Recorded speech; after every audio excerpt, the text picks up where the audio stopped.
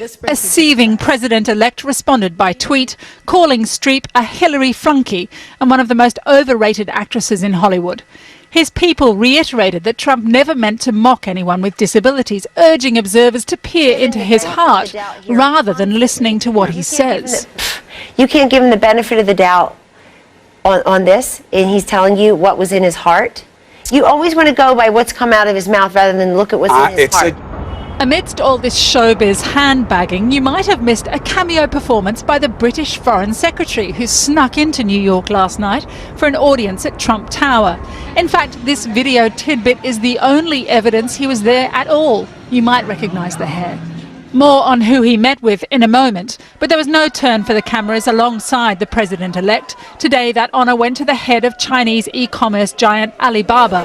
We had a great meeting, and a great entrepreneur, one of the best in the world, and he loves this country, and he loves China. Afterwards, the Alibaba boss talked of a plan for 1 million jobs in the US. And the bosses of luxury brand Louis Vuitton? Jobs. A lot of jobs. It's far from Hollywood, but Donald Trump knows his audience, and there's one script he's sticking to, the promise to bring jobs back to America. And Kylie, chilly weather there in Washington for Boris on the Hill. How's he got on? That's right. Boris is heading to the Hill this afternoon. Well, we don't know about the Hill meetings as yet. They're just beginning, actually. We know that he's going to meet with Newt Gingrich as well as Paul Ryan, among others. But he has, as we mentioned, held that meeting last night at Trump Tower. We now know that that was with the chief strategist, Steve Bannon, as well as the son-in-law and soon-to-be senior advisor in the White House, Jared Kushner.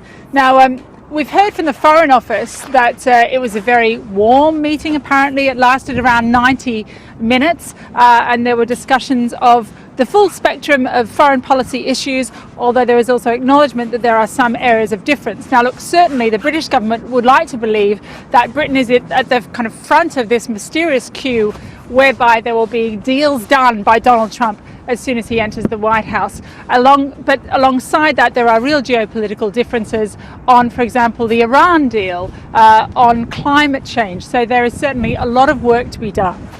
Well, unsurprisingly, the aforementioned Jared Kushner, the son-in-law of President-to-be Trump, has got a job. What is it?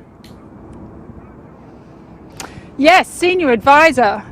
It's kind of a formalisation, I think, John, of what we saw on the campaign trail, indeed. Jared Kushner was always there, kind of at the right hand of Trump. He's very well trusted. He's well liked by other members of the campaign team and indeed the White House team. Of course, he's married to Ivanka, Donald Trump's daughter, but he also himself comes from a background of real estate, of business in Manhattan.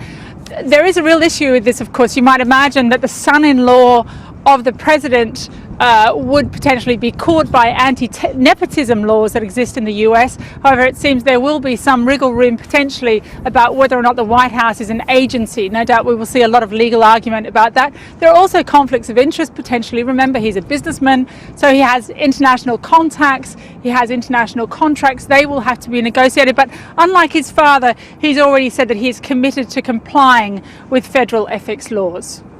Kylie Morris on Capitol Hill.